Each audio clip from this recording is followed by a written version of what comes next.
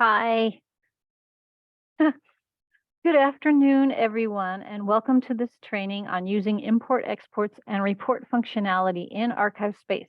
I'm Miloche Kottman from the University of Kansas, and I'm joined today by my fellow trainer, Rachel Searcy from New York University Libraries.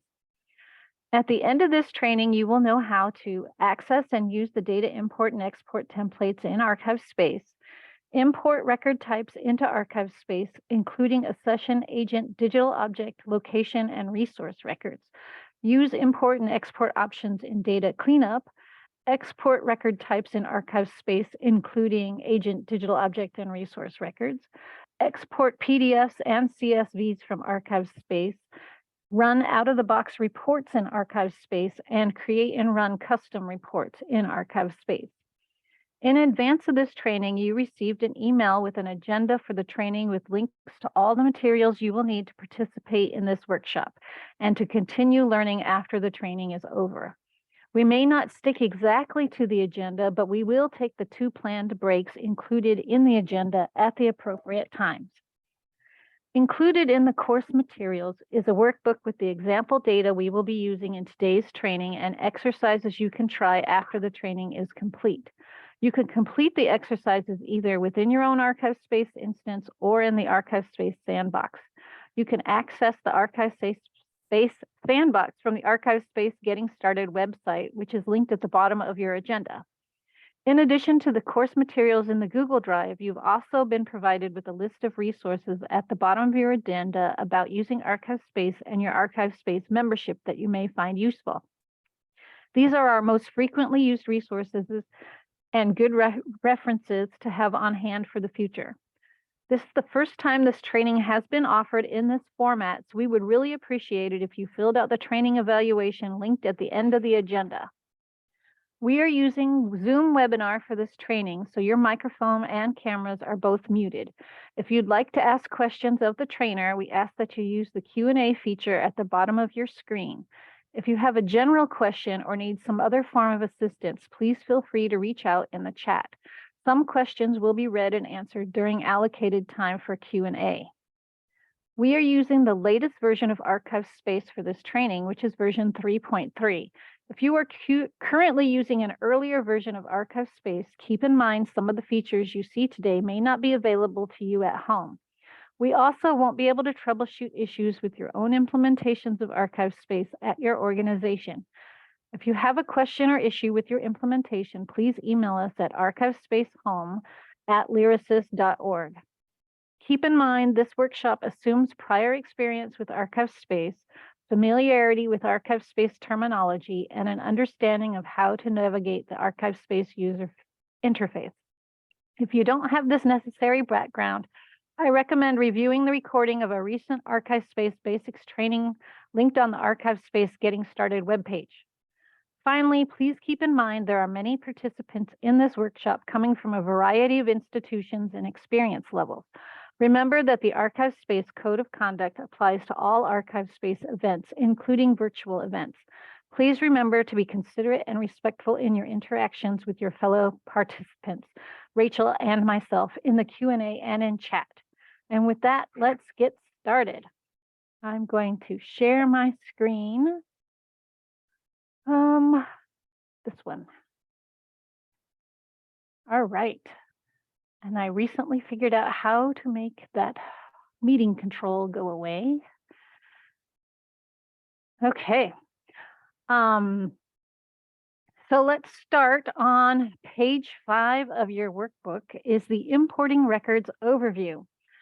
ArchivesSpace allows import of data from standardized records as well as comma-separated values data from Spreadsheet, otherwise known as CSV. By importing legacy data, you can centralize the management of information about your collections within one application. The following file types can be imported. So you can import EAC CPF, and that's only agent records. EAD is for resource records, and this would be the EAD 2002 schema only. You could export in the later schema, but the import is only 2002 at this time. Mark XML you could use for resource records, accession records, agents and subjects that are on a bibliographic record, and then Mark XML agent records. And CSV, you could use that to import accession records, assessment records, digital object records, and location records. So let's just jump in and try to actually import something. Let me show you. This is a EAC CPF record from SNAC for Luther Johnson. And so here's his name. Apparently he has a lot of cross-references to different versions of his name. And then down here, he has relationships like he might be the same as Lute Johnson and other relations that of note, Connor Anthony, Robert Knopf, whatever all those relationships are. So this is an XML record from like I said, SNAC, and it's in EAC CPF format. So we're going to go here. There are many different ways to get to the import menu. So I'm going to show you the one I use most often, which is under the create. And then you could do background job and then import data. From this screen, you get new background job, import data. The import type is a drop-down, so you need to select what type of record you're importing, and in this case, it's EAC CPF, so I will choose that.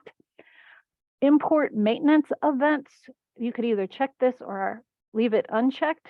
This is when you're importing records from another system, they might have metadata, which is data about the data. So things like when the record was created, when it was last updated, that sort of information. If you want that imported along with your record, you would put a check mark here. I'm going to leave it off because I really don't care. There's this click here add button. So we could do that, and you could use your obviously Windows Navigator to scroll to wherever you want and are holding your records. Luckily, since I keep using this file, it's already opens to that. So I've got the Luther Johnson. I click on that and click on open, and you'll notice it's populated here. I could add additional records of this one type. I can't add records of different types, but I could add more. If I want, or if I had made a mistake and I didn't want the Luther Johnson, I would click on this trash can here to make it go away. So I just want this one record. I'm going to start the job by clicking on, obviously, start the job. And it throws you to the background job page that we all know and love. And then you wait for a little while. You get the log is running, and it tells you stuff that makes no sense unless you're into that sort of thing. If it loaded correctly, you will get the green refresh button. If it doesn't load correctly, then it will be a pink button. If we click on refresh page, at the bottom of the log, it tells you all the records it created. So it created, this is the actual SNAC record, but remember there were relations to other people. So it also created those records at the same time. So let me show you the real record by clicking on it. So here it is. This is in view mode so that you could see without all the extraneous information. And so it put specific relationship type, maybe same as Jonathan Lute. And it did put that it is the same as Luther Johnson, 1934, from that place. So obviously from here, you could edit the record. If you don't like having the multiple dates, you could remove that, etc. So that's how you would import an EAC CPF record. Let's go and import an EAD record. So another way to get to the background jobs, import jobs menu is using this gear menu. You would click there and you would select background jobs. And then you would click on create job, and then you would choose import data. So that has a few extra steps, which is why I like the create menu, but to each his own. I have, of course, an EAD record already ready to go. This one is for a collection of John C. Tibbetts. Is that right? Oh no, this one is different. Let's just import it. I have a sample record here that I'm going to use, this RHMS867. So this is going to be an EAD record. So again, I would choose the type here, EAD. And the last time I clicked on this plus, and then you would scroll to the file location. You can also, if you have the folders open, I usually work with two monitors, so it's easy to click and drag. So I could just drag this over here and drop it in that box. And again, if I drag the wrong one, I could click here and delete it. If I want to drag more EADs, I could drag them here and do multiple at a time. If you do load multiple, I believe it's still true that if one of them has a validation error, none of them actually go in. So keep that in mind. So then you're going to click on Start Job. And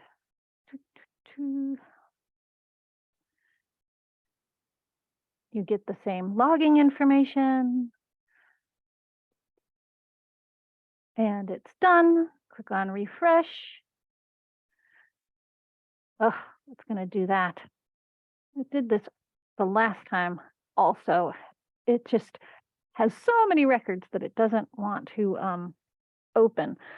So let's just open the record itself by searching RMS867.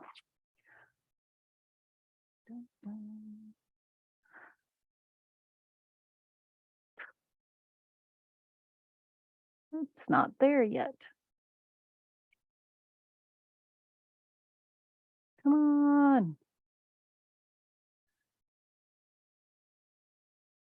Keep in mind that they don't give us a lot of, what do you call it? Yeah. So this created the records, the John Bartleston Estate records.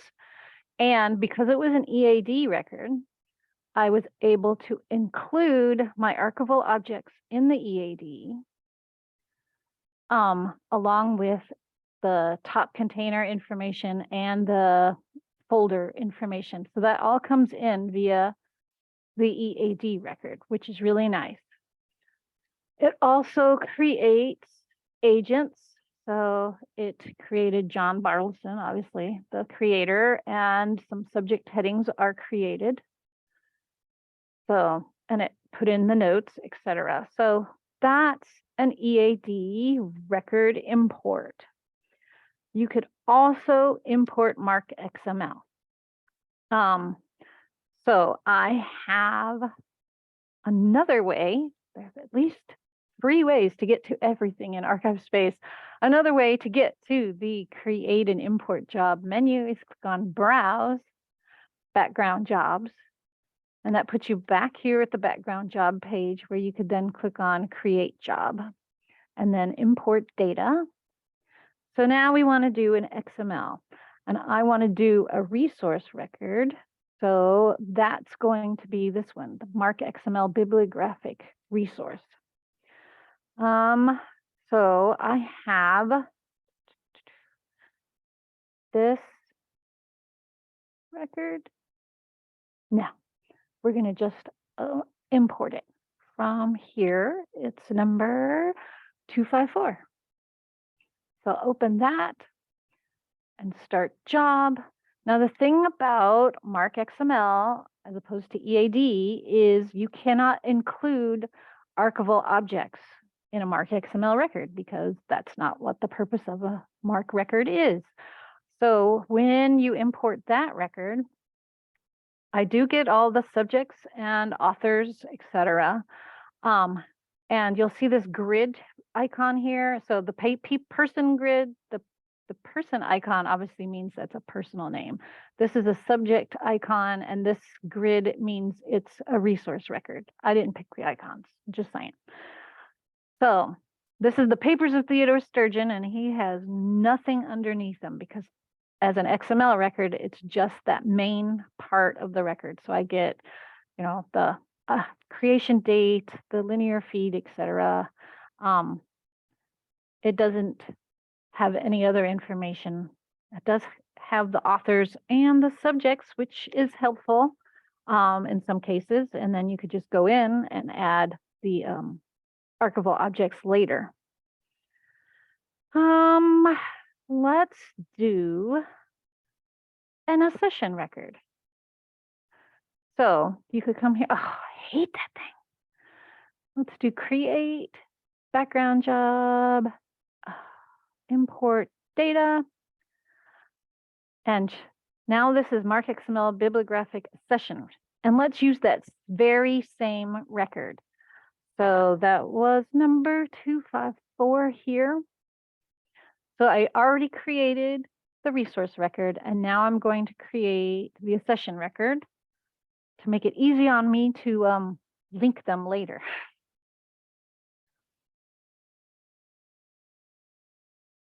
So then you click on refresh page. You can't see it, but obviously it has the same subjects and personal names.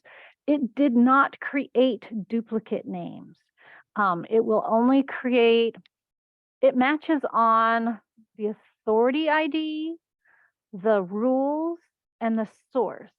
So if all of those are the same, any new ones coming in with the same authority ID, local, the rules, and the source, if they match, it won't create a new one. It'll just link to the existing one. So you can tell this is an accession record because you got a little gift here for the icon. So let's go to the papers of Theodore Sturgeon as the accession record. And ta-da, now you have an accession record, and it has all those agents on it. And I could then link to the, what do you call it? Resource record if I want to. Let's go here to Tannehill Jane. And I will copy this. And we'll just do a search so I could show you that hopefully she only showed up once. So yes, as a agent record, a person record, she's only there once, even though she is on both of these records. So that's that. Aha. Now we're going to look at this. You could also use Mark XML to just load agent and subject records. So you could create, for example, a fake bib record, as long as it's tagged correctly, and add any subject or agent to it that you want. And this is just an effort to get as many subjects and agents in there at a time that you can. So here's a bib record for the Tibbetts collection. It has notes, it has all sorts of lovely stuff, but you'll notice that it has several 600s, 650s, and some 700 fields here. So those are what the authority records that I want to import into ArchivesSpace, but I don't actually want this resource record added to ArchivesSpace. So I could go here and create an import job. And then this one would be subjects and agents only. And I would click on add file. And this would be the 325. Again, I could delete it if I wanted to. Start job.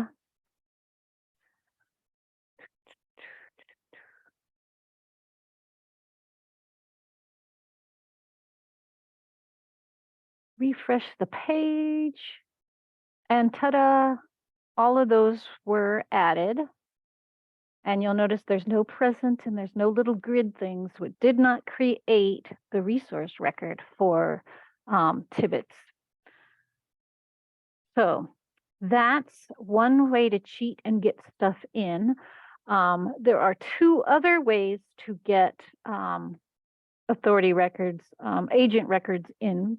One of them is under up here, and you would do background jobs, import data.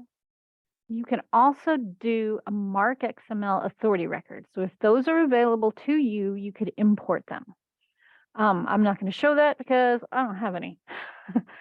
But the final way to get import name and or subjects is to actually use the pre-supplied plugin for the LCNAF. It's just a bad name. It does do NAF, but it also will do LCSH.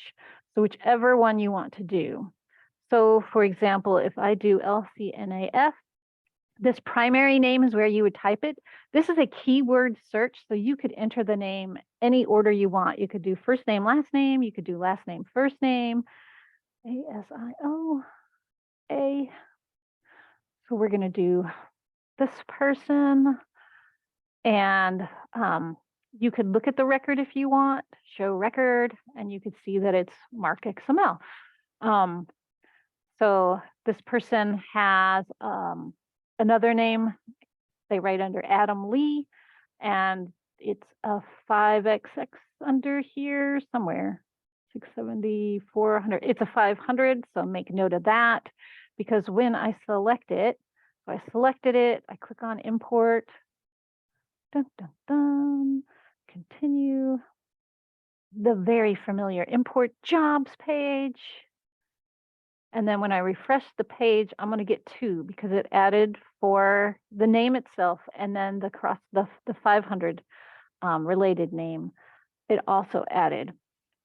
So that's one way. If you wanted to do subjects, you would do plugins, LCNAF import. You would change this to subject headings.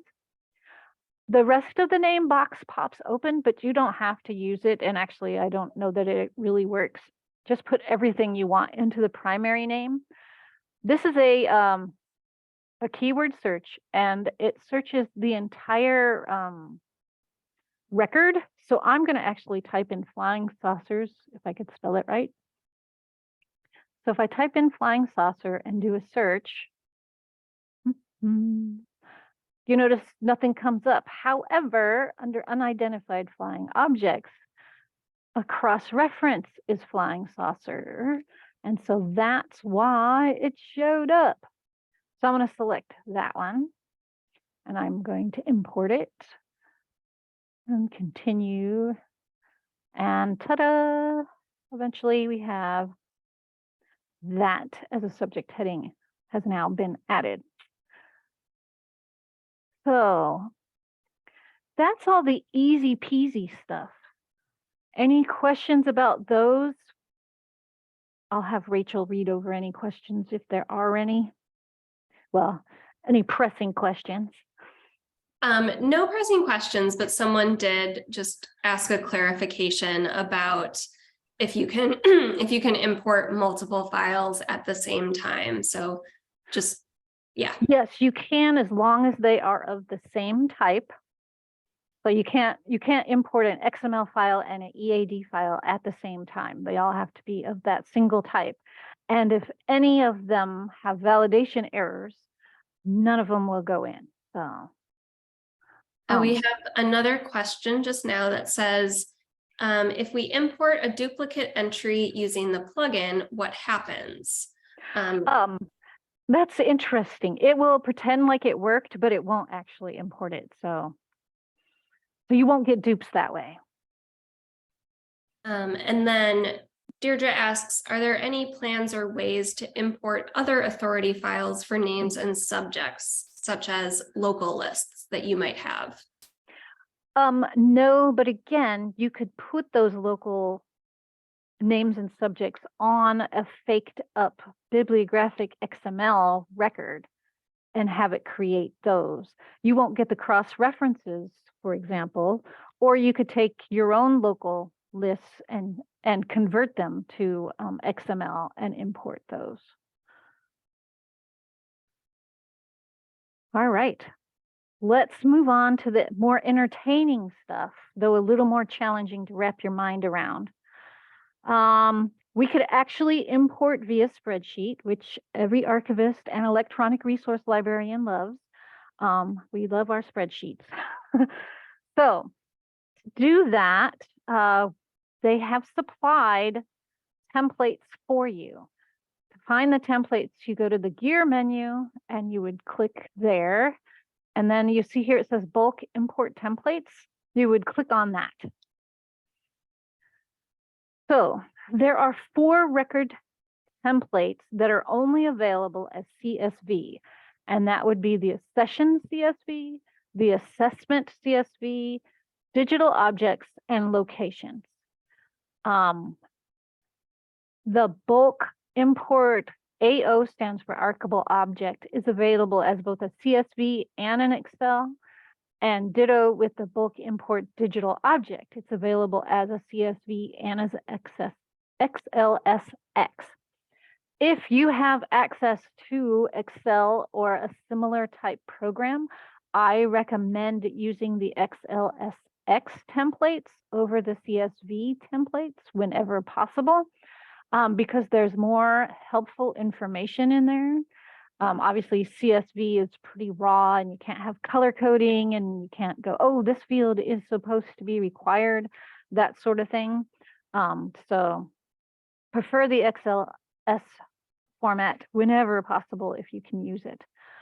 So let's go to our lovely manual, and we're on page 18 and scroll down. So you can import accession data or digital object data from a CSV file. Let me go here and click on, well, first, so we're going to do an accession CSV. So to do that, you would click on the download button. And what this does is downloads the template to wherever your browser loves to download things. For Chrome, it goes into the download folder. And so I'm going to open that folder and do a refresh, and here it is.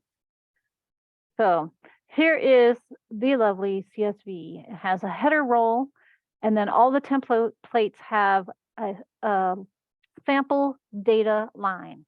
So be sure when you are filling these out to delete their sample data line, otherwise you'll have that in your system also. You've got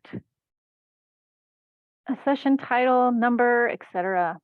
From here, you can't really tell which fields are required. This is, by the way, every field in an accession record that you could possibly fill in. Let's see. Tips for using the CSV template. The order of the fields is very important. Do not rearrange them. You can delete or you could retain the blank column. So like this one has nothing in it. I could delete this column if I wanted to, but I can't move it to the end because then this thing will freak out. Values in the date columns have to be in lowercase. So for example, here we go. Here it says creation and inclusive. Those are lowercase. It's not that they have to be lowercase. That's just your tip off. For those of you who have seen the controlled value terms in ArchivesSpace, they have a value and they have a translation. The supplied by default values are always lowercase, and there's no space between words. Instead, it's an underscore. And so that's what they're using here in the CSVs, is the value and not the translation. Check your dependencies. For example, if you use extent container summary, you must also include extent number and extent type. So when you're using these CSVs, you might want to have up a blank. This is what I do. I call up, I go create a session and go, okay, what are the required fields again? Oh my goodness, it's so slow. Okay, so the only required fields in an accession record is an identifier. So that would be the fields you would want to fill in. I have already created, let me see, to get rid of that, an accession CSV with some data in it. Dun, dun, dun. So I created two, Office of Student Affairs and John C. Tibbetts papers. They both have, so this one has the accession number 1, which is all that's required, but I've also filled in some cases, up to 4 digits. I've put in some notes, the accession type. Again, these fields aren't required, but of course, why take a shortcut to upload data if you're not going to fill it out? So you would fill that out however you wanted. And then I'm going to close that and go back here. So now we're going to actually go to background jobs, create job, import data. So now I'm going to do the accession CSV. If I had done an assessment or a digital object CSV, they would be done through here. They would be imported through this location also. So we'll go here, click on open. I'm going to start the job and let's see. Hopefully I don't have any validation errors. Dun, dun, dun. So refresh page, and you could see that it created some personal names. It created 2 accession records. We could go ahead and look at one of them. So here's the accession record it created. It has dates from there, collection management, that sort of thing. So that is how you can use the spreadsheets to download accession information. And similar for the digital objects and locations. Let's go ahead and import some archival objects. So to do that, again, you would come here, bulk import templates. So you got bulk import archival object and you got bulk import digital object. The difference between these two is the bulk import archival object, you can import archival objects and they're linked. And then you could also create digital objects that link to that archival object all at the same time. Or you could just do the archival objects. For this bulk import digital objects, it assumes you already have archival objects in your ArchivesSpace instance, and you're going to use this spreadsheet to create digital objects and link them to the existing archival objects. So that's the difference there. And the digital objects CSV is to create brand new digital objects that aren't linked to anything. So I'm going to download the bulk import archival object one by clicking on download. And then let's just open it from here. And we'll close that one. And so you could see it's so much prettier than the CSVs. You get color coding for different areas. So like all the language is in burnt orange. You got some green for extent information. This spreadsheet goes on for miles. Because again, it has every single possible field for a resource record. The template is designed to be flexible enough to accommodate different workflows. The first row is the place where you can put identifying information such as, you know, the Miloche Kottman papers. So this one you could edit this row any way you want. The next rows you need to leave alone. Very important to leave this row alone. Do not touch it. Do not do anything to it. As long as you don't edit or delete that row, the template should work. I mean, there'll be validation errors from how you might enter things, but it won't be like the template's fault. You'll notice some of these are in red. Those are required fields. We also have, some of these have drop downs that you could fill in, which is helpful. Some of these don't, but if, for example, you have standardized publishing notes or processing notes that you want as a drop down, you can, there are instructions in the ArchivesSpace user manual on the ArchivesSpace website of how you could create down the drop down menus for this to add to here if you want. What else? You can hide things so that you don't have to see them and don't have to scroll for miles on end. Let's see, you'll see some of these up here where it gives an explanation. It says language controlled value list. So let's go. The controlled value list is here under systems. And of course, this depends on your authorizations. If you're just a lowly user, you probably can't see the manage controlled value list. So you might need to get this information from your sysadmin person. And that's kind of what I did. I just provided everybody a list of the most common values and translations. So let's go here. We will look at what's valid for extent type and wait for that to populate. So the value is cassettes and the translation is cassettes with a capital C. Cubic feet, you'll notice, has an underscore in it. So if you're going to use the value in your spreadsheet, you would do it as little c, little f with the underscore, or in that spreadsheet, you could use the translation. So it would have to be a capital C and a capital F.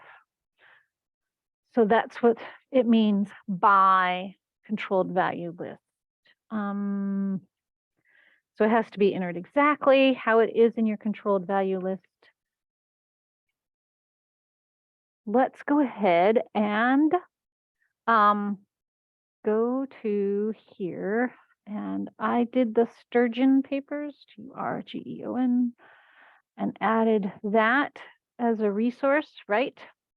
You may recall, may or may not recall, this was an XML, so it has no archival objects. So I want to add the archival objects. What I need to do first is add an EAD ID, because that's how it's going to link the archival objects that I put on that spreadsheet to this record in ArchivesSpace.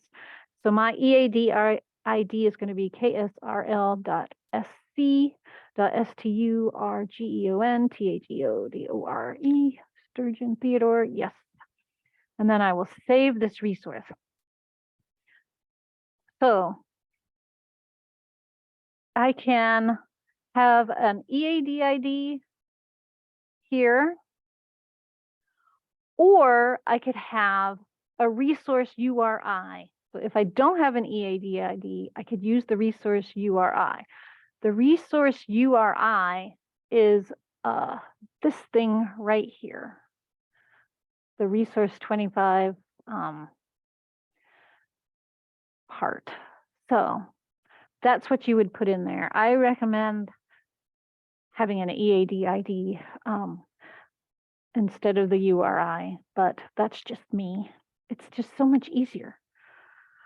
Title is required, or a date. Again, that's exactly what's required for a resource record itself. So that's why it's in red.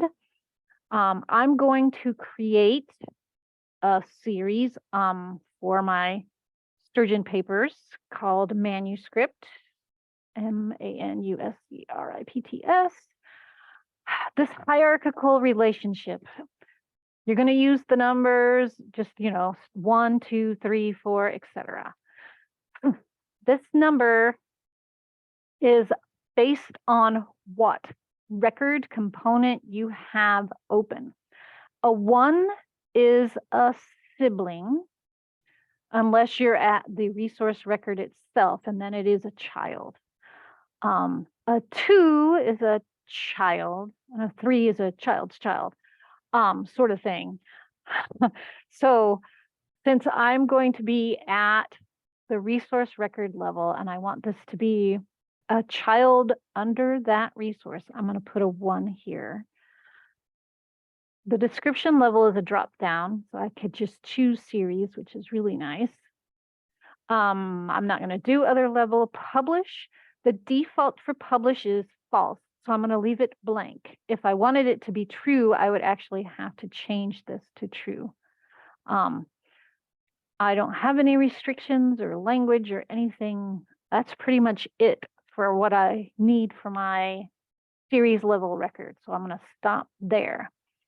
So we'll make a next line, and this is the beauty of Excel. I could just grab that and drag it down and it copies it. Yay! So I don't have to do it because you'll have to put that in for every line you put in. So my new title is going to be something I'm going to copy and paste because I don't want to have to take forever to type it. Here is the title. Ta-da. Oh. Yes, whatever. There. This is going to be a folder in a box under the series. So my level is going to be a 2 because I want it to be a child under manuscript. The description level here is going to be a file. I want it to be a file. I don't have any of this other stuff, but I do have some dates. So let's see, the date label default is creation. So I don't have to fill this box in to say creation because it will automatically put it in there for me. I'm not going to fill it out because I am prone to typos. So this way it'll be in there correctly. I do have a begin date, which is 1973. And then I do have to have a date type. So I'm going to select single.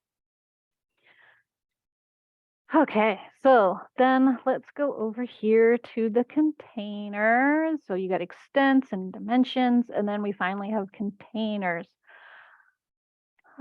in the orangey stuff. So the container instance type is required.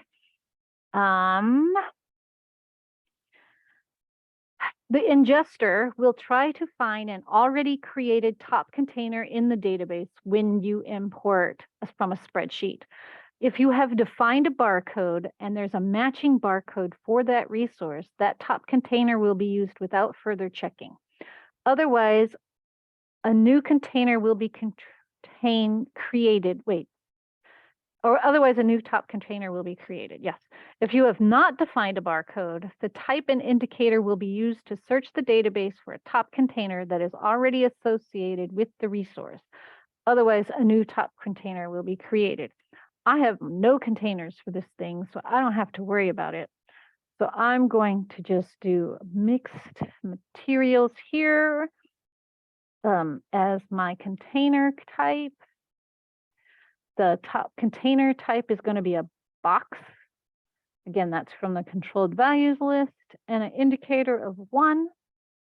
And then the child type will be a folder. The child indicator is a 1 because it's the first folder. If I do additional ones, this is handy because then you could just grab this and go, oh yeah, I want 2 or 3. And you don't have to do the typing yourself. You could have additional top containers. And again, if for some reason you need even more, there's instructions in the ArchivesSpace user manual for adding fields in areas. And here's where you could do a digital object if you so desire. So the title, I'm going to leave this blank to get a default system identified digital object identifier. I'm also going to leave the title blank. If I leave the title blank, then the default title will be the same as the archival object title. I'm going to leave the next line blank. And really, all I'm going to put in here is the URL of our linked digital object. Ta-da. So this is done, this line, and then I could go on to the next line. Of course, I have one that's already filled out that we could take a look at. Ta-da. So what do I have here? I left all the stuff at the top alone. I have series manuscripts. I have another series papers, and I have a third series for books. These all have titles so that I don't necessarily have to have dates. I've hidden things because you'll see it goes D and it skips E and it skips a whole bunch of other stuff up here because I got tired of scrolling back and forth and none of those fields were filled out. Do not hide these red ones. They're required, but you could hide any other fields. And so here's the containers. I have some digital object information over there. And so there's that. Let's go here. To load it, you open the record up in edit mode. Then you click on load via spreadsheet. You have 3 different kinds of spreadsheets. We're doing the import archival objects spreadsheet. And what you want to do is only validate first, because if it runs into a problem, it stops and you might have to go in and delete some of the ones that went in. It's just not pretty. So just click on only validate there, Sturgeon, open, and then you would click on import spreadsheet and it will tell you if there's any issues with your spreadsheet. If there are, you'll get an error message and it'll tell you what the error is. If it's fine, then you could come back and actually import it for reals. So refresh page and it says completed validation and it seems to have worked. Yay! So we're going to uncheck this only validate. We got the file. Oh, close. No, really, close. So we know it works. We're going to load via spreadsheet. No, really. Oh, load, select file, Sturgeon, open, import from spreadsheet. Ta-da!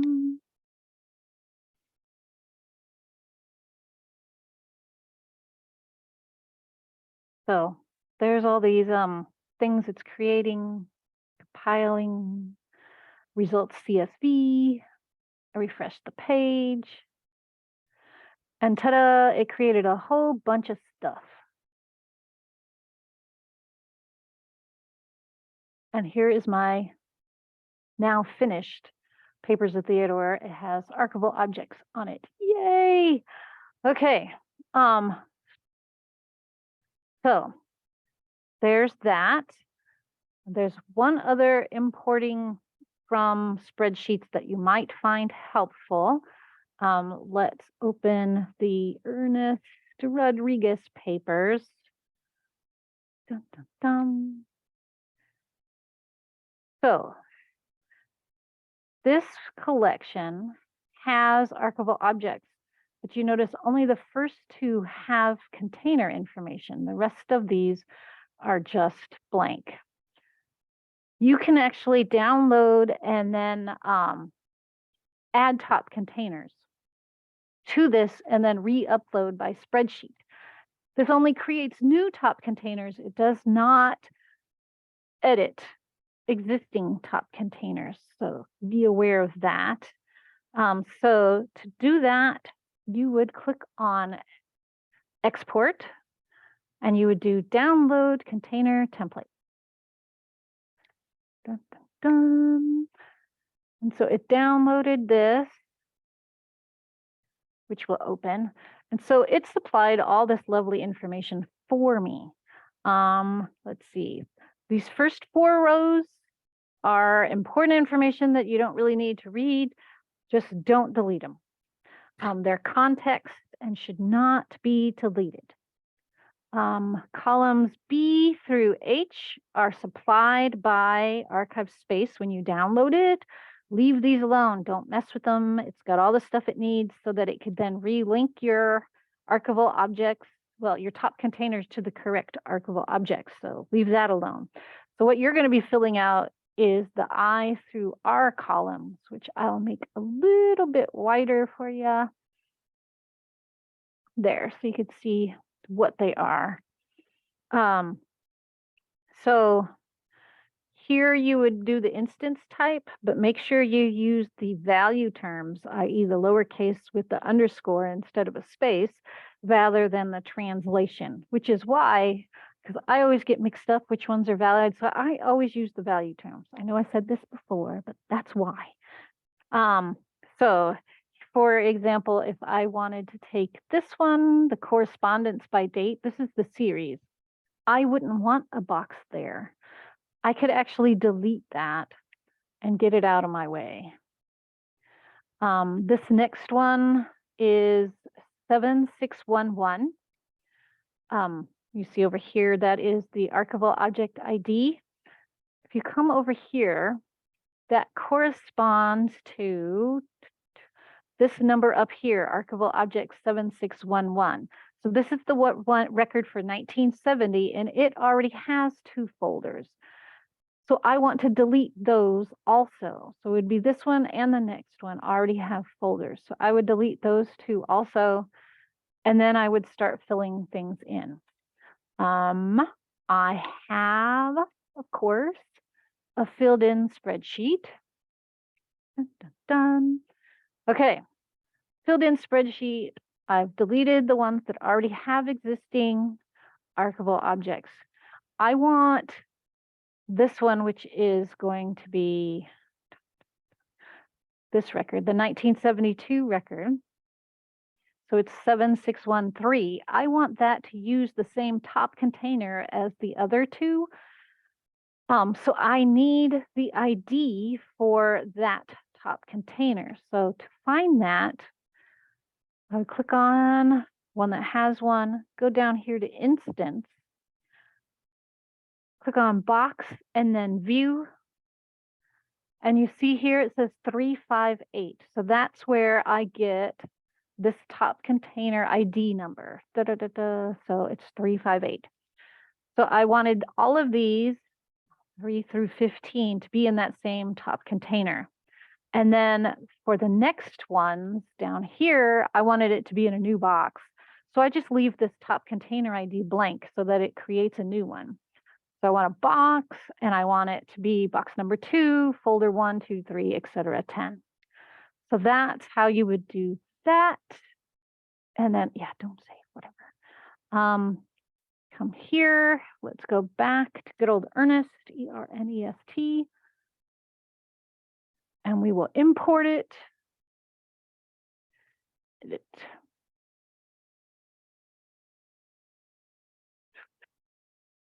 You go to here, load via spreadsheet, and I would do link top containers.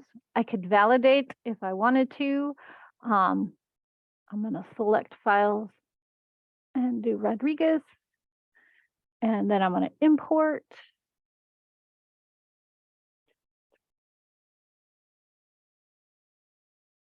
And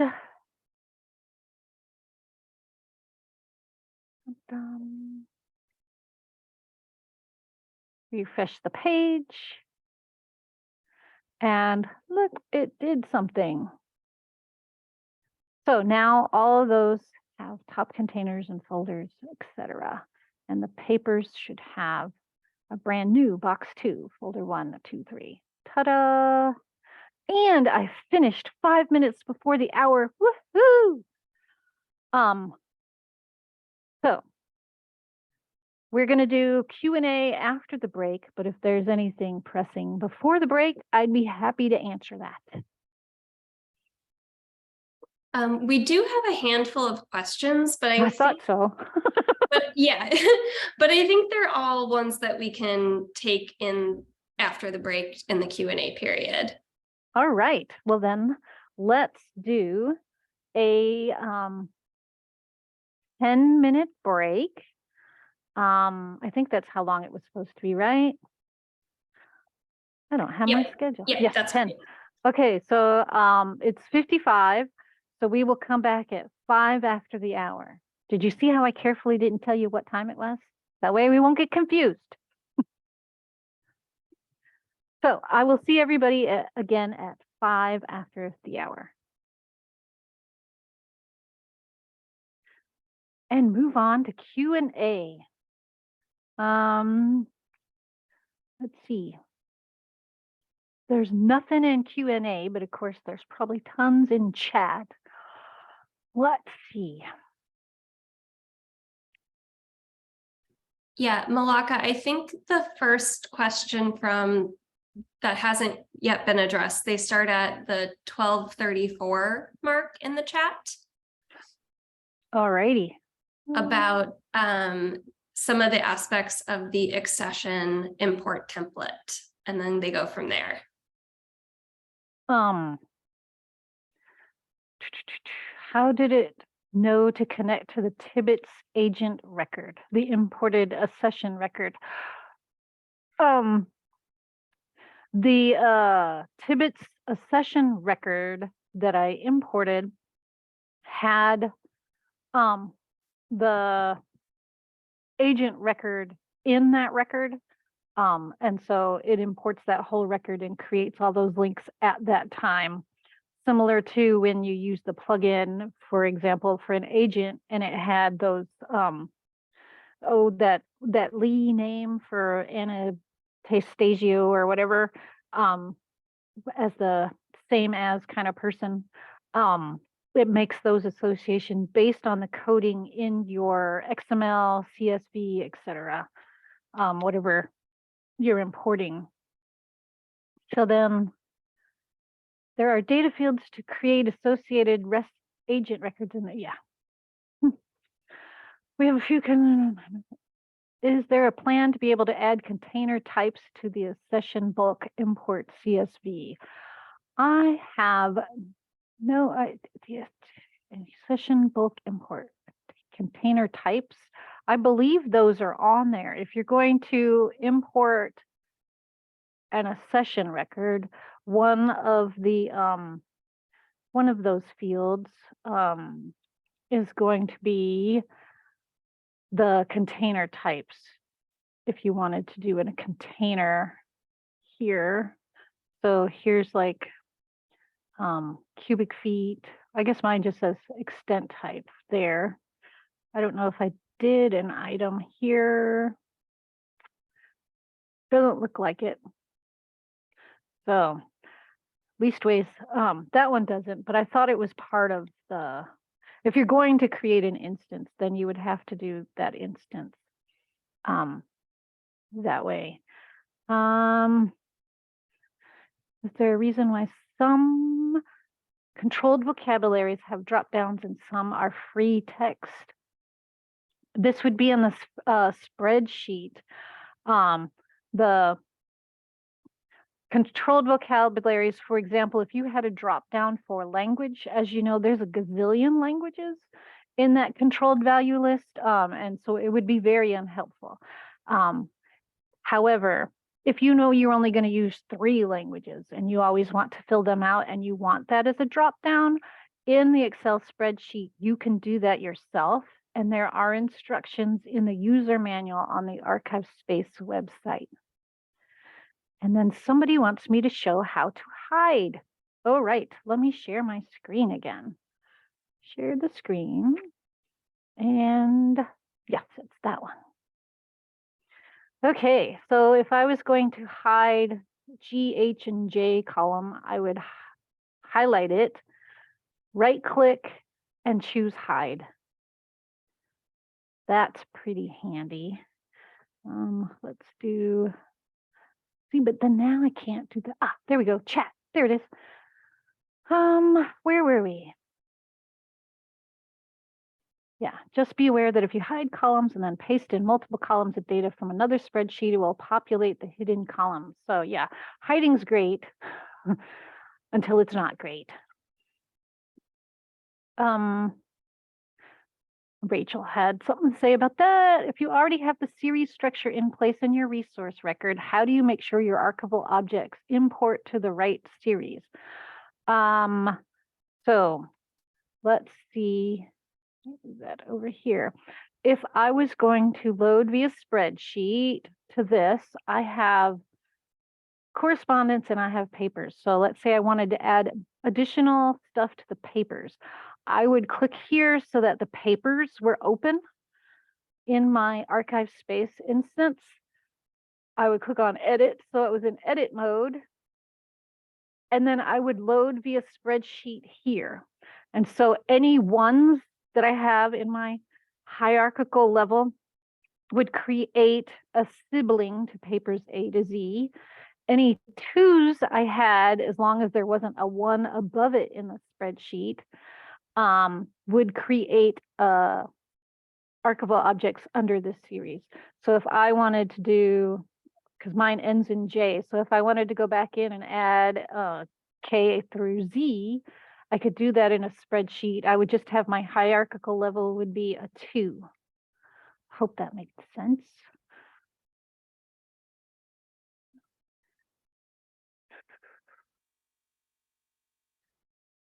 Nicole, you could run the import. Okay. Can locations for containers be edited also with the import-export function for containers? You cannot edit existing archival, you can't edit existing containers in that container spreadsheet thingy, but can you do locations? So that one I had folders 1 and folders 2 already existed. So if they had said that they were in the main library and I wanted to change them to the auxiliary library, I wouldn't be able to do that. But on these that aren't set up yet here, let's see if there's even a way. Column width 15. So we got ID, type, indicator. There's no way to do locations from here, unfortunately. But you can import locations that you could then later go back and link. So to answer that question, no, you could put in a feature request.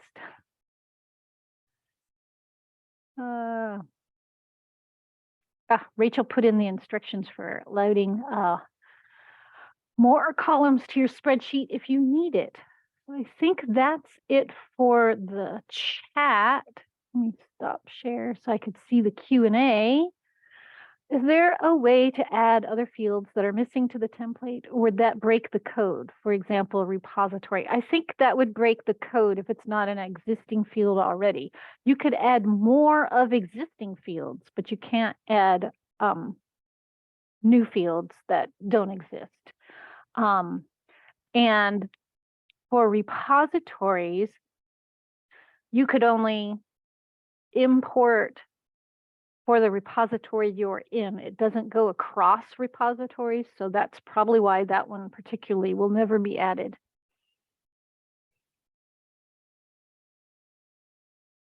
Are there any other questions before we move on to Rachel's segment? I know it's mind-blowing. I recommend testing, always testing. There's the sandbox. If you have your own test thing, I recommend using that because the way things can be broken. If it can be broken, I certainly can find it. I'll tell you that.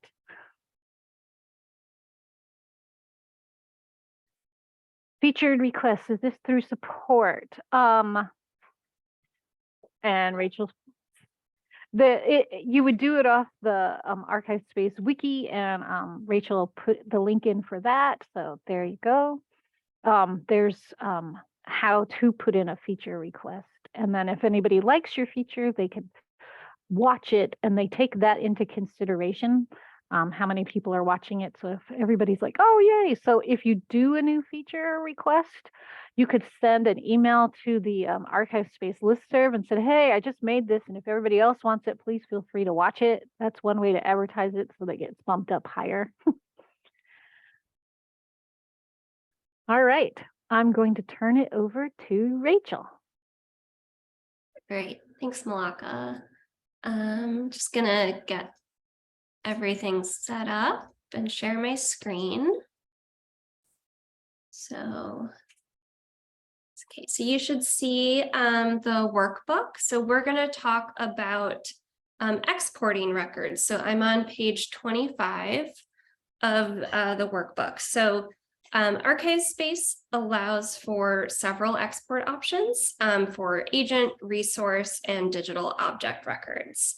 So agent and resource records are XML documents produced in compliance with community standards and are usable in information systems such as your ILS or EAD databases. All the exports produced by ArchivesSpace are intended to foster access to the described materials. So think of your access tools like your finding aid or your MARC record. The ArchivesSpace website, there should be a link in the workbook, but I'll also just show you right here, has a summary of those export mappings. So if you go to this page that's linked in the workbook and scroll all the way down to this section on data import and export maps, that's where you can find those. So I'll show you just what one of those looks like. This is the current mapping for agent records from ArchivesSpace to MARC XML. So if you're curious about how things move from one sort of format or instantiation to another, you can see really clearly that here. So just in case you're wondering. So you have a lot of different options. We'll just go through them really quickly. EAC CPF records, so that stands for encoded archival context, corporate bodies, persons, and families. They are XML documents that are compliant with the EAC CPF standard or schema. And these can be utilized within the context of or contributed to EAC CPF name authority systems. So an example of that might be SNAC. So, and then EAD files are XML encoded documents compliant with either the EAD 2002 or EAD 3 schema. You can upload these to an EAD database for indexing and allow them to be publicly searchable from one or other repositories. So your exports are going to reflect the parent level resource record, plus for EAD, any associated child level component records. And you also have the option to either include or exclude any notes, subnotes, or components that are not intended for publication. In addition, you also have the option to export MARC XML files. These are XML encoded documents compliant with the MARC XML schema for either bibliographic or authority records. So we saw some of those earlier when we imported them. And you can upload these to your ILS to be searched alongside your other MARC records. And for the MARC XML, these are going to be the parent level resource record only. So you don't get any container or inventory information. So now we're going to export some of these. So we'll start with the agent records. So again, we have two different options when we want to export an agent record. I'm going to go to this Rocky Chin agent record because it has a lot of information in it. And so I could either do an EAC CPF record or a MARC XML authority record. And to get to those, I'm just going to make this slightly bigger, is in this menu bar here. And you can see your two different options. And this is going to be a pretty quick demo because to export those, you just select, oh, I clearly need to log in again. That's okay. We'll get back to it quickly. All right, so to download our EAC CPF record, we're just going to select that button and it'll go wherever you have already set up your downloads to go. So mine just go to my download folder, and there are some conventions with the file naming that have part of the record as well as a timestamp. So this one's taking a little bit long, but I've already looked at them, or I already have them downloaded. So if we wanted to, for example, look at our, that's not the one. Okay. I thought I was going to be really clever by having this all up ahead of time, and then that happened. So here is our EAC CPF record that we just downloaded, and I'm looking at it in a text editor, Oxygen, so you can see all that content here. And then if I wanted to look at my Mark XML,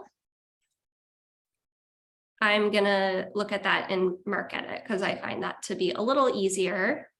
And so you can see this essentially what looks like a Mark Authority record with all the subfields tagged.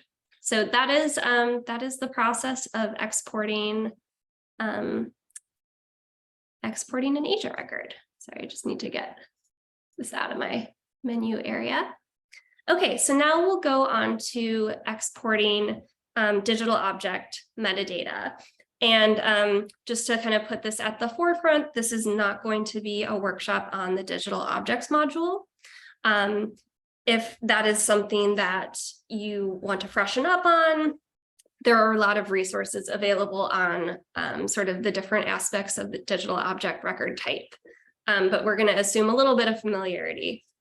So when you export metadata for digital objects, you can either do that for unbound or bound digital objects. So an unbound digital object is one in which the metadata record simply references the digital content file. For these, a Dublin Core record that references a content file is an example of an unbound digital object. And a bound digital object is one in which the metadata and the digital content files are bound together using a digital binder or a wrapper.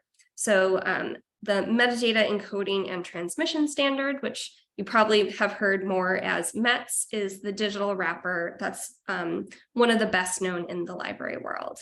So METS not only binds the metadata and digital content files, but also supports the expression of the structural relationships existing among the content files.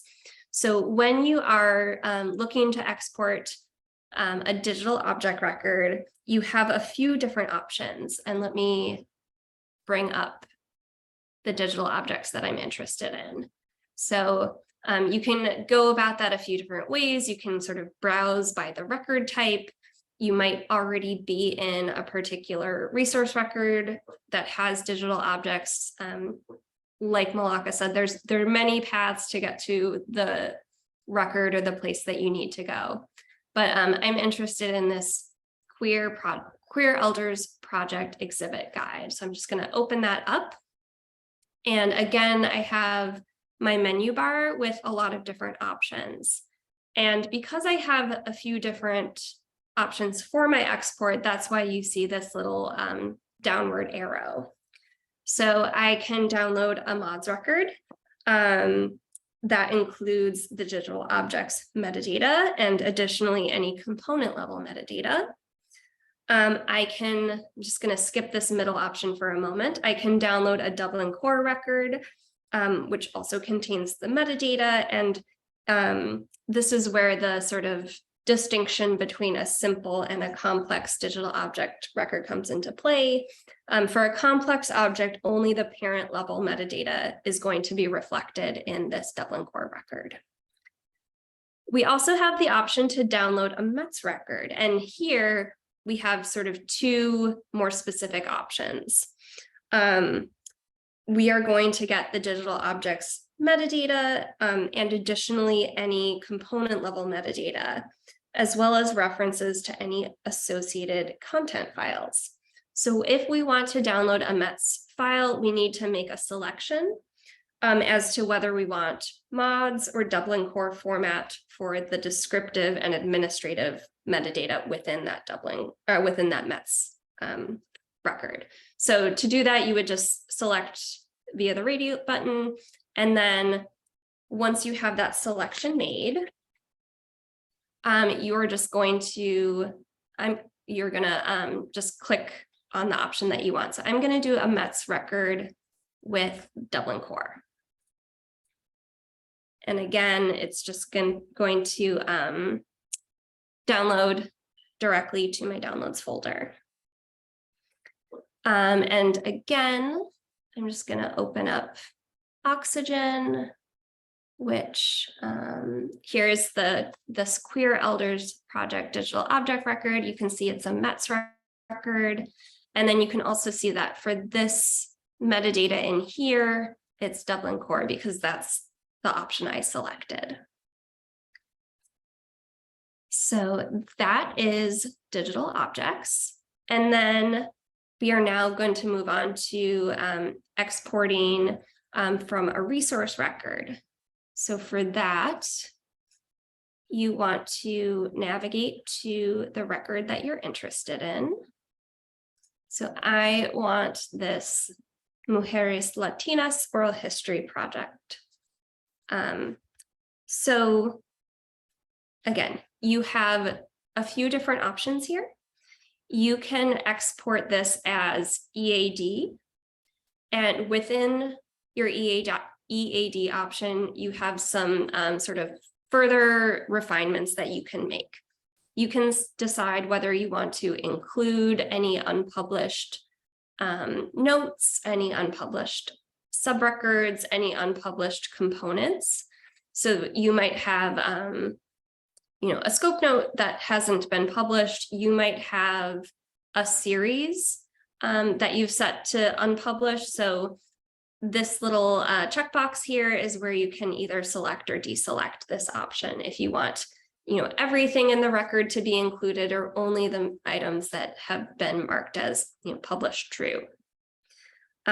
This next option, include DAO tags, indicates whether digital object instances linked to this record should be included in your export. So the EAD file will contain the URL links at the level of description where the digital object records have been declared as instances. This use numbered C tags option, you'll want to select this option to include numbered tags if that is something that is important to you, whether it's a style sheet requirement or perhaps some kind of consortial requirement as to how you publish your EAD records. And there's just a little note here that only 12 numbered levels of hierarchy are supported. You can also export your EAD using the EAD3 schema. By default, the EAD export is the EAD 2002 schema, but you can change this if you want to. So those are your options for EAD. Once you're happy with how these sort of further refinements look, you can just click download EAD and your file will hopefully download wherever you've selected that. Okay, so now we can see that happening. Just something to note that the size of your record will likely impact how long it takes to download. So if you have a very large record with a large number of components, that's likely going to take longer than a smaller record. So again, let's just open this up in Oxygen. So this is the EAD that everyone knows and loves. All the tags look beautiful. But we also have the option to download this resource record or to export this resource record as a MARC record. Again, we have sort of one option here. It's whether to include unpublished notes or not. So select the option that makes the most sense to you, and you're going to download it. And again, this is giving you the parent level information only. The MARC record does not include any child components, any container lists. So if I open up this record in MARC Edit, we'll see our MARC record with all the subfields.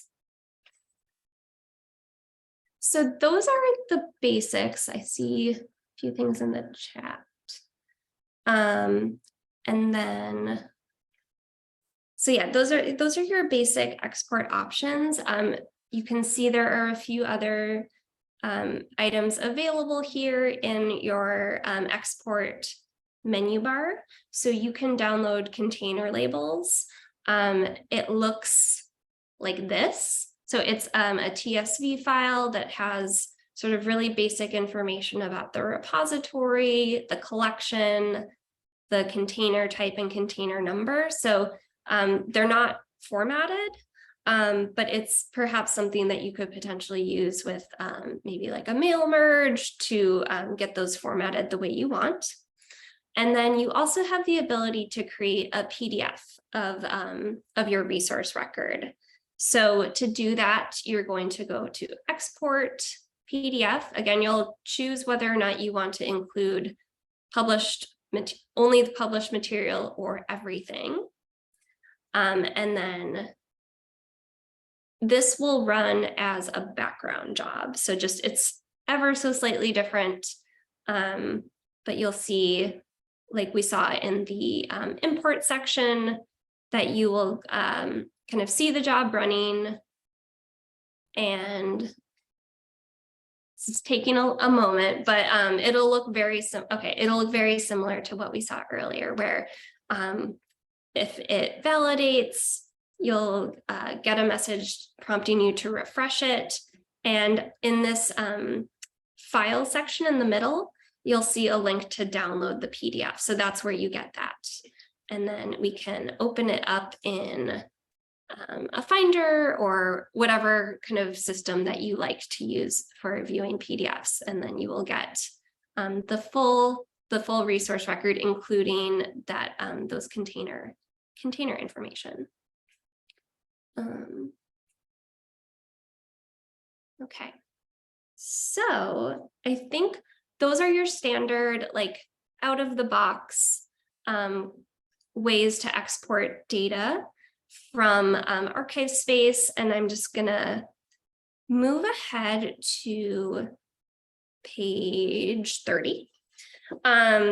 That give you a few other options for exporting records in some slightly different formats, or if you want to go beyond what is available through what I just showed you. So one would be if you want to export as PDFs, but you want them to look slightly different. Maybe you want them to be themed for your institution. That is something that can happen using style sheets. So that is something that you can look into. A number of institutions have done this kind of thing and have some templates or code that you could potentially modify. You can also potentially customize these built-in exporters. So what we mean by that is to say that the exporter can be either overridden or extended by creating a plugin. There is some documentation that's listed here in the workbook. I'll maybe just mention that at my institution, NYU, we have created plugins that modify both the EAD and the MARC record export out of necessity. So the EAD export plugin has modifications that we needed in order to publish them through our publication kind of mechanism. And locally, they wouldn't change that publisher, so we had to change the EAD. Similarly, for our MARC records, we wanted to create individual item records for each box that could then work with our ILS. So that's something that we wanted to change to our MARC export. So if that is potentially something you're interested in, I'm happy to share the code for that, which is on GitHub, or talk with you about it. And then in addition to modifying those bulk or built-in exporters, you also have the potential to work with your data in bulk via the API. And that includes potentially exporting great amounts of data via the API. So the documentation and information on which endpoints you might want to use. So maybe you wanted to get an export of all of your agent records, for example, including specific information that maybe wasn't available in the agent report. You know, that could be something that you might want to do via the API. So yeah, I think that kind of covers the agent exports. Maybe I can stop sharing my screen and then see if there are any questions to follow up on. Rachel, Yeah. Amy asked a question about the importer, which I thought others might want to know about. Is there a limit to the number of lines you can upload using the bulk importer? There certainly used to be a much lower number. The other day, how many did she do? I think she did well over 1,500, maybe upwards of 3,000 records, and it went fine. Remember, it does take resources, even though it is a background job. So you'll have to experiment. With each new release, they improve things, but they don't document. Oh, and now you could add 200 more lines. So it's kind of like try it and then see. Great, thank you. And it looks like there's another question that you already answered about, is there a way to do bulk exports, or do you have to do them record by record? And Malaka says that yes, you do have to do them individually by the record, but that you could potentially export them in bulk via the API. And I don't mess around with plugins, so I don't keep on top of them, but it wouldn't surprise me if somebody hasn't invented a plugin or something that would let you export multiple records, but you'd have to do your own research. Yeah, and yeah, like some of it might be a plugin, it might be a particular script that runs, maybe nightly or something like that. So that might be something to look into. Clarissa, I will put the code for the EED plugin in, as well as the Mark plugin. I don't know if this was the reason, Malaka, that you tend to stay away from plugins, but just something to keep in mind if you do go the plugin route is that it is likely something that you yourself or your institution will need to maintain over time. And as the application gets updated through version changes, that you may need to do periodic development on your plugin in order for it to continue working with those new versions. So just something to keep in mind if it's something that you're looking into.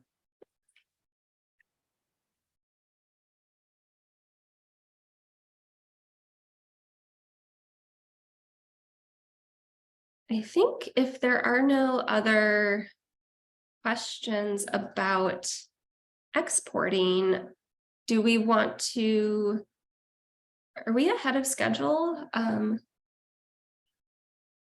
Looks like we might be. Yes, we are definitely ahead of schedule, and reports aren't going to take that long either. So your choices are, do we want to do another break already and then do reports, or do we want to do reports and call it a day? Do you have anybody want to vote in the chat?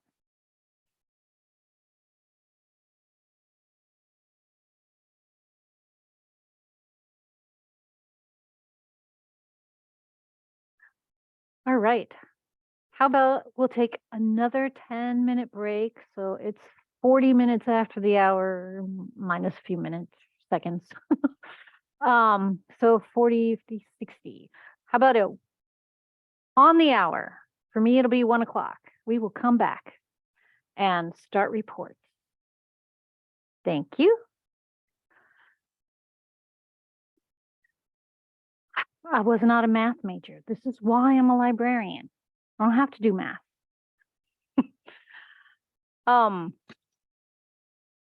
So we are going to move on to reports. And like I said, this shouldn't take very long. Let me share my screen. Share. And then hide this so that I can see it. Oh, quit it. Hide floating menu. Okay. So the ArchivesSpace application comes populated with a variety of default administrative reports. The default reports allow staff to produce administrative and statistical data about the holdings of a repository and then download the information in a variety of formats. Reports can only be run in installations with the MySQL database backend. They cannot be run on the embedded Derby database. What that means is if you download ArchivesSpace out of the box, it's using that Derby database. So you need to get the MySQL database backend and set that up so that you can run reports. The download CSV button on the browse or search results screen allows you to download a CSV file of your search and or filtered results. This file is a dump of all the ArchivesSpace data fields in your search or browse results. You will need to add or delete fields via the repository preference settings to customize the fields in the report.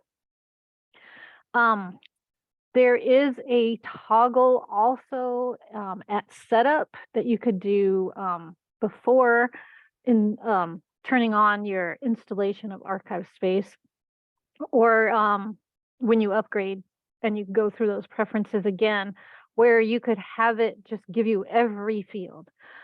This is a huge dump of data, a lot of fields not filled in. I mean, it goes into the triple, if you opened up a dump in Excel, it would be well into the triple letters, you know, because it does the column lettering across the top. So it's a lot of information, but there is a way to do that you could ask about if you're interested. For those institutions hosting their own ArchivesSpace instances, there are, of course, a variety of other tools that can be used to extract and manipulate application data. Using an ODBC connection set up with the assistance of your IT staff, you can use tools including but not limited to Excel, Access, and Crystal reports, etc. So let's take a look at the default reports. The reports are here under the gear menu. You would just click on reports. Ta-da! The reports are in alphabetical order. It might seem like, oh, all the accession reports are at the top. That's not true. There are some accession reports, unprocessed accessions, for example, that are at the bottom. It's just that it's listed in alphabetical order, and accessions is the first word, and that starts with an A, so of course it's going to be first. You could use this left navigation to quickly scroll down in the list without having to use your mouse if you prefer. There's a select button over here, and this is a hot link. Both of them do the same thing, so whichever one you want to click is up to you. Excuse me, that went down the wrong way. So let's take a look at, for example, the accession report. I'm going to click. Oh, so it tells you the name, and it tells you a little bit about what you're going to get in your output or what data you might have to put in to get your output. So, for example, the accession report, you don't have to put in any data at all. It displays all the accessions for a given repository, and then it tells you what data is going to pop out when you click on it. So it's data entered into the basic information fields for each accession. I could select whatever format I want from the drop down. You got JSON, CSV, HTML, PDF, and RTF. I'm going to pick HTML because that's easier to read. And then you just click on Start Job. Again, if you have a huge database and it's full of tons of accession records, it certainly won't go this fast.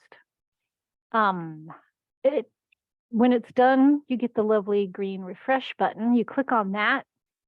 And then rather than having information down here that you click on, you notice this files now has a download report link. So you would click on that. And again, based on your browser, it goes wherever your browser usually puts it. I'm going to click from here because it's HTML. We could all take a look at it. So here's the accession report. Apparently we have 6 accessions at the Allen Doe Research Center. And this is the information that it gives you. about each one.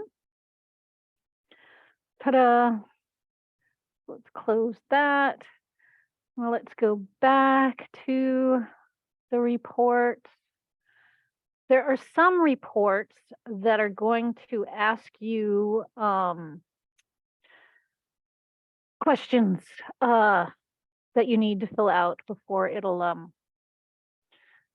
run. So let's see, there's one that's called created accessions. So let's click on that.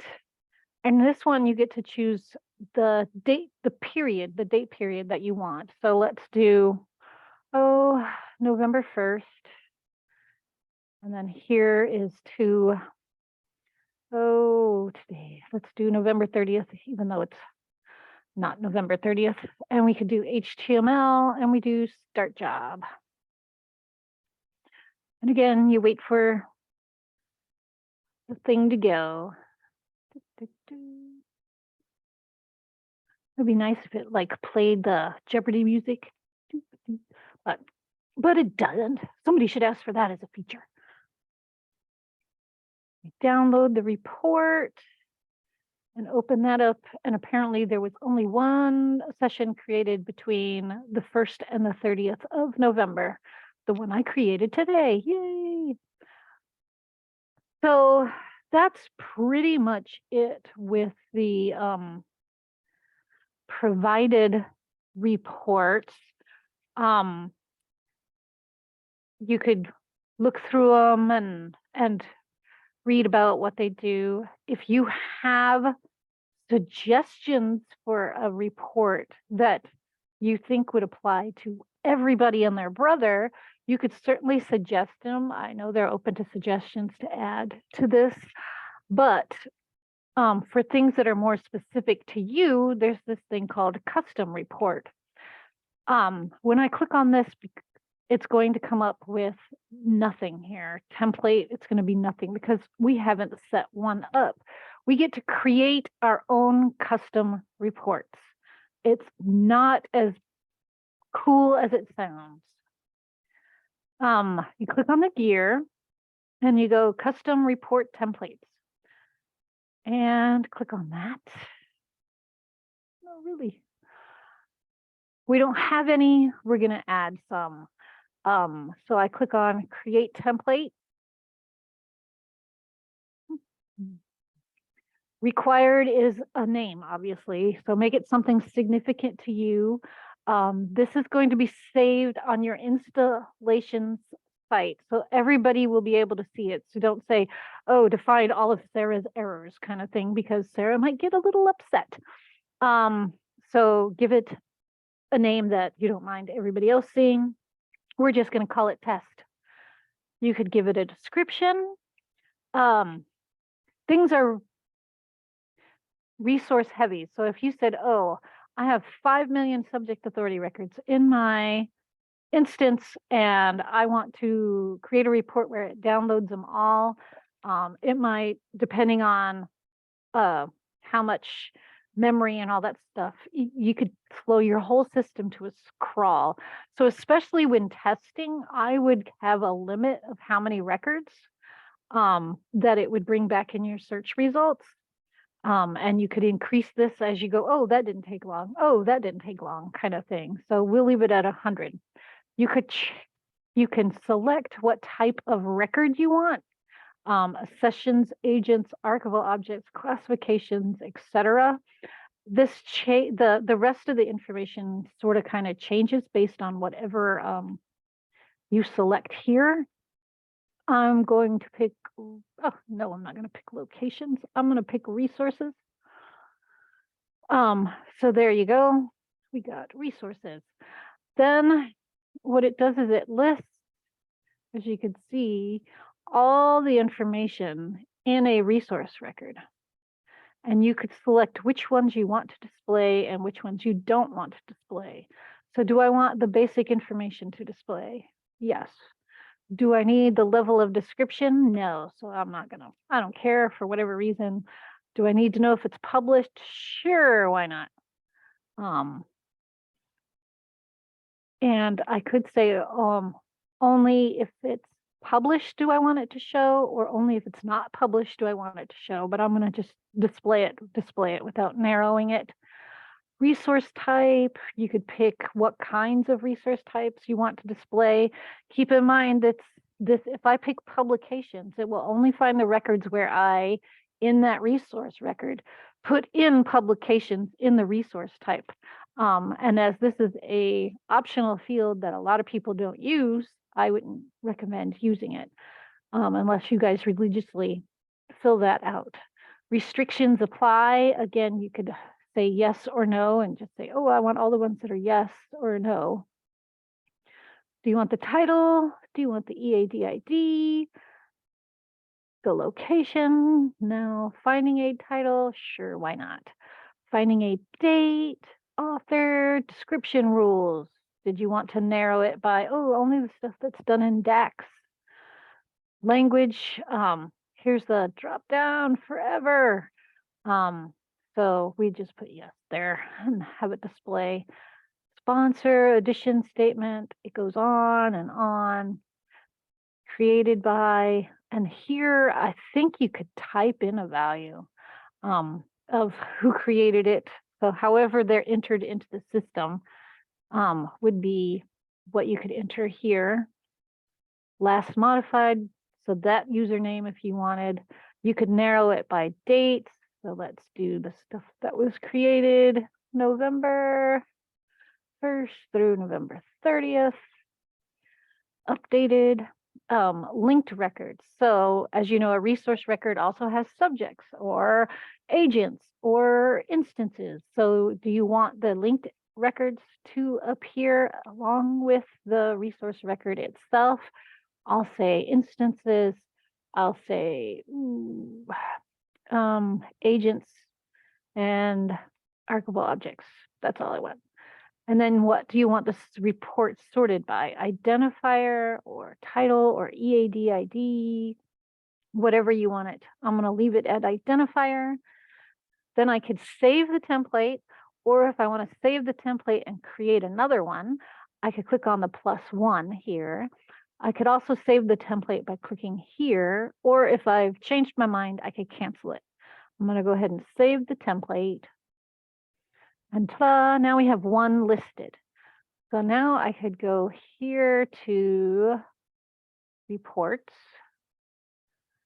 and go down here to custom report. And now when I click here, there'll be at least one in this drop down. So the more you create, of course, the longer this drop down is. So we're going to do test. Again, I'm going to do HTML and I'll do start job and we'll see what happens.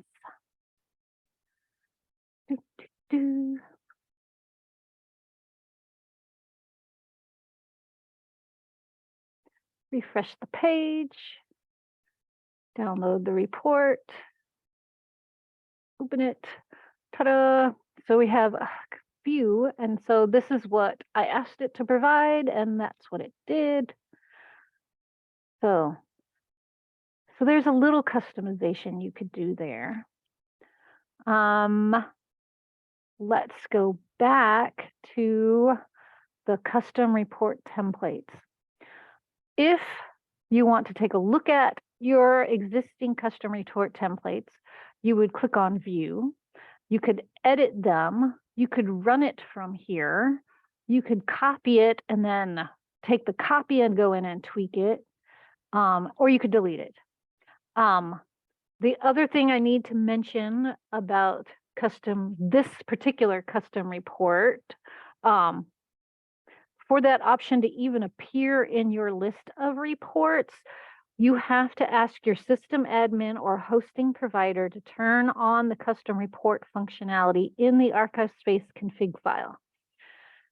And then after you've got it in there, only certain users can use it based on their permissions. So you might have it turned on, but if you're not an administrator or a project manager or whatever, out of the box, you won't actually be able to use them, but your system administrator could easily go in and turn on that functionality for you. These reports will only include results based on the user's active repository. So if I have multiple repository, I would have to run and create custom reports in each repository to get all the data I might need to make an evaluation that way. Let's take a look at the download CSV button. As you know, if you do a browse of any sort of record, you get this download CSV. If I do a search, I could also see the download CSV. The download CSV is also available in, I think, location profiles. Nope, not there. Yes, container profiles. So anywhere you see that lovely button, you could download the CSV. Let's do a browse of subject headings. So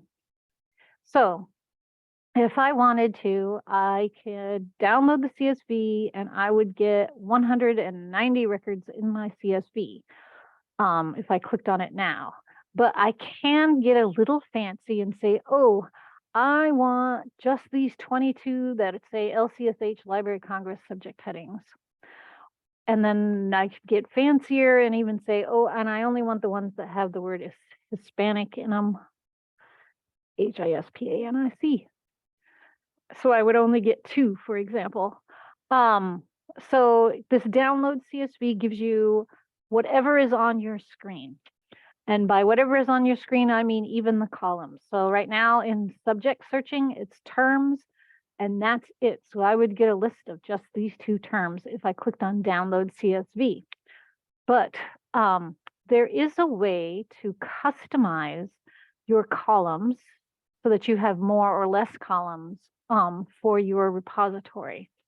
And that is under where right now my name is admin because I'm signed in as an administrator, but whatever your name is next to that, there's a drop down menu.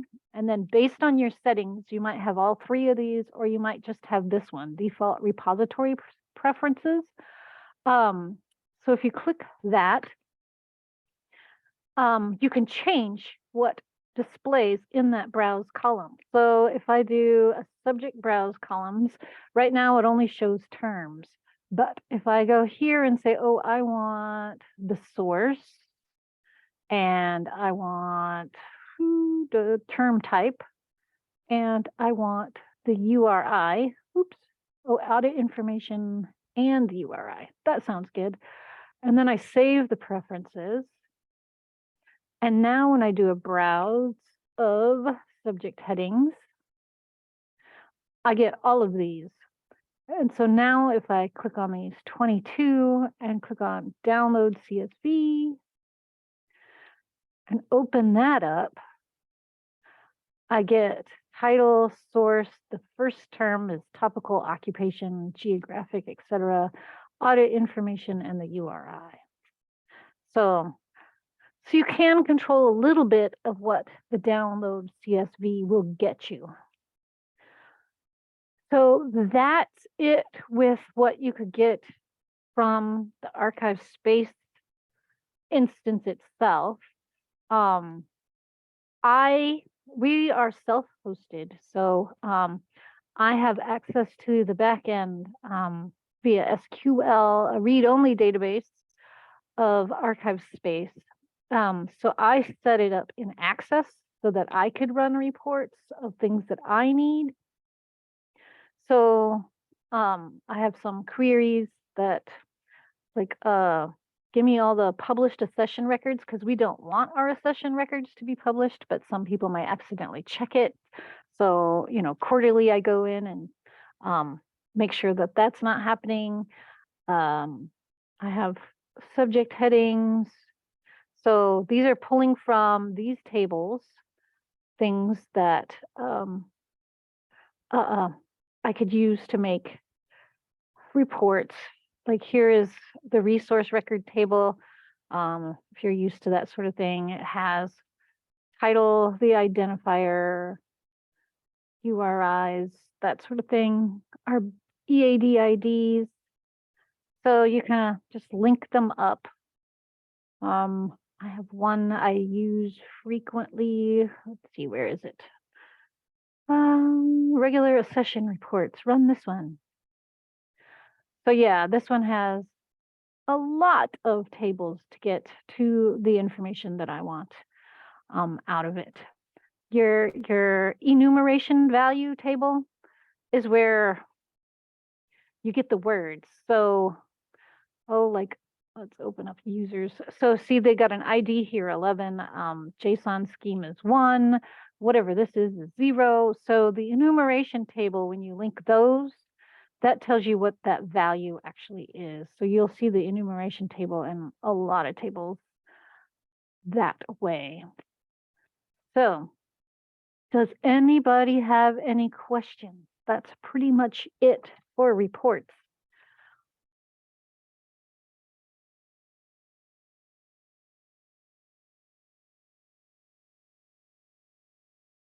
I don't believe it's possible right now to bulk import container profiles, but this could potentially be something for a future request or something that could be scripted via the API. I know that you could bulk import locations, but I don't believe you could, yeah, you could do locations, but you can't do container profiles.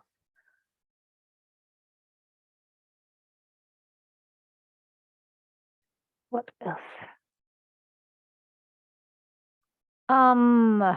Is there information about how to check whether we have MySQL or Derby and how to switch on the Help Center?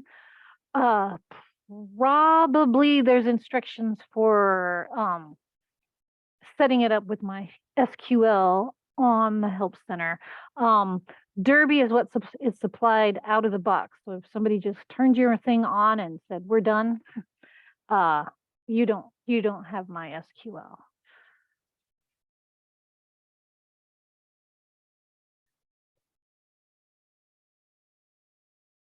And yeah, the system information section might tell you also. I am trying to run a CSV to see what person's agents have been created for a specific time period using custom reports and getting the error message, generating report unidentified method. Oh my goodness. What person's agents have been created for a specific or during a specific? Probably. I'll tell you what, if I was going to do that, I would do it this way. Browse agents. And I would, because you could do name ascending, you could do created ascending or descending. We'd want that information to show up. So go here and add that column, the agent browse columns. That would be the audit information. Malaka, could you start sharing your screen again? Oh, thank you. Yes. Share. Okay, share. So I'm going into the agent browse and making sure that audit information shows up. And then I would come back and, well, save that obviously. And then click on browse, agents. And so now I have here the created and last modified dates so that I could do created ascending or descending or however you want to do it. And actually, let's do created descending. And let's just do persons. And then I could do download CSV. And then, ta-da! Unfortunately, the audit information, even though it shows, doesn't show here, but at least then you have all of them. And they're in descending order, so you could kind of go that way. I don't know. Well, there might be a way. I bet there is to do a search for keyword. Nope. created by, creator, last modified. Huh. Wow, these things change every time I open them, I swear. There used to be agents, I swear. Do this field one. So you got not, we got keyword, contain, search. Nope, not there. We could do creator or created by, but we don't have dates there. That's too bad. But for custom reports, the problem with these is sometimes it lets you select things, but the data isn't actually compatible. So it doesn't work. Agents 100. I'll do agents. And I forget, what was it I was looking for?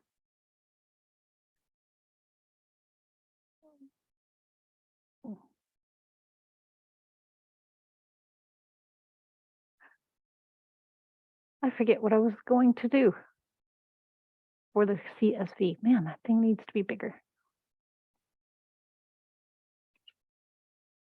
Agent, we want persons, display, and we want it created by, narrow, last modified by created, display, and let's do start, and we'll do end, and we'll do save template. And then if I come here to custom reports, report, custom report, select agents, HTML, start job.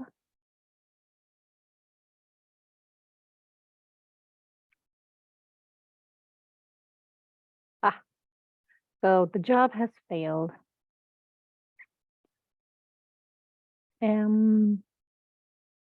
Doesn't really give you good information about why. So yeah, you're right. Did you mean agent type narrow? I would recommend going to the listserv to see if they come up with a way to make this work. Stop sharing. And yes, that was what was happening to Molly. So is there a way to batch edit locations for containers using import export function? We have a MIG move coming and all containers will need locations updated. No, but you can batch edit locations and containers in, oh, where's that? Browse. Here, right? Manage top containers. And do a search for, I don't know. We'll do Ernest. Sure, why not? So I have 2 boxes here for Ernest, and they currently have no location. And if I wanted to add a location, I could click here and it selects everything. Obviously if I had more boxes, they would be showing down here and that would still collect everything. And then I could come here to bulk operations and I could do update locations, multiple locations, which means like box 1, I want to go to the annex, and box 2, I want to go somewhere else. Or if I do bulk operations, update location single, then it's going to take everything I selected and put in whatever location. This database has no location, so I can't actually show you that, but that's how you can bulk change location. Could you put your screen back up for a second so we can see that again? Oh, sorry, I keep forgetting. Share. Okay, sharing. Okay, so you would go to, not that thing, the gear menu. You would click on Manage Top Containers. and you would do a search for whatever collection or collections, if they had something in common.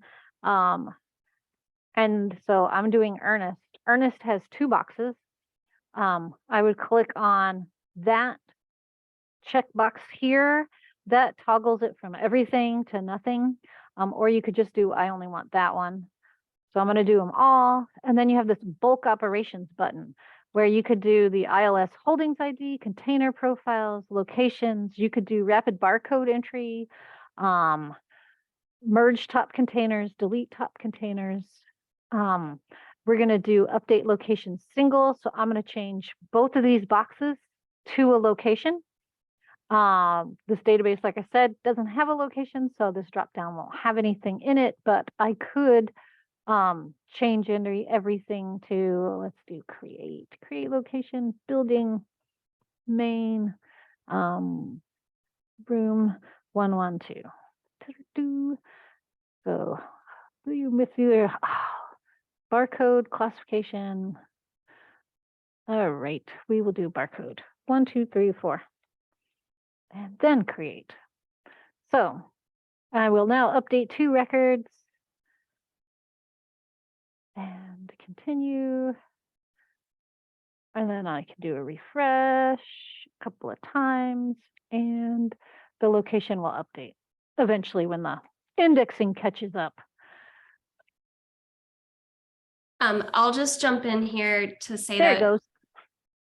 we did a sizable move not too long ago where we had to update a bunch of locations for materials, and the easiest way we found to do this was through this manage top containers screen, and to scan the barcodes into that barcode field that you see, the second one down, to like bring up about like 50 containers at a time. You don't want to do too many, otherwise it kind of freaks out. And then you can do what Malaka just showed of either multiple boxes that are getting the same location, or multiple boxes and they're all getting different locations. But that was how we found to kind of do it, not like through like a purely automated way, but in a bit easier than kind of manually going into each individual container.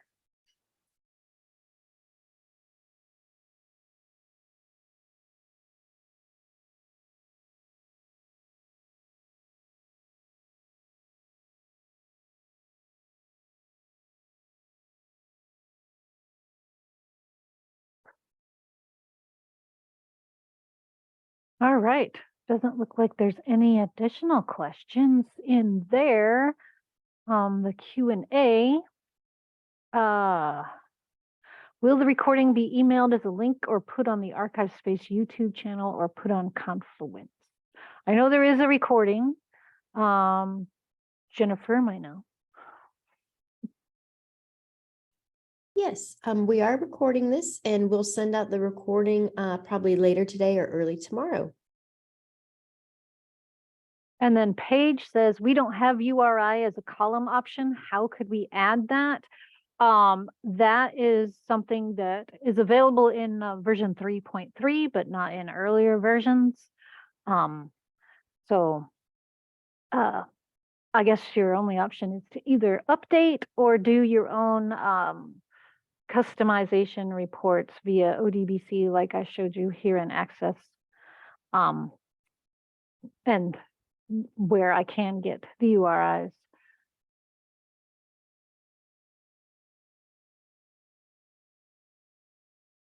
Any other questions?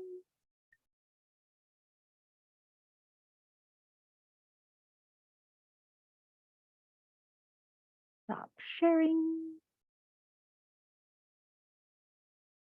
All right, then I guess we'll wrap it up early and give you guys a half hour back. Yay! Thank you everyone for coming.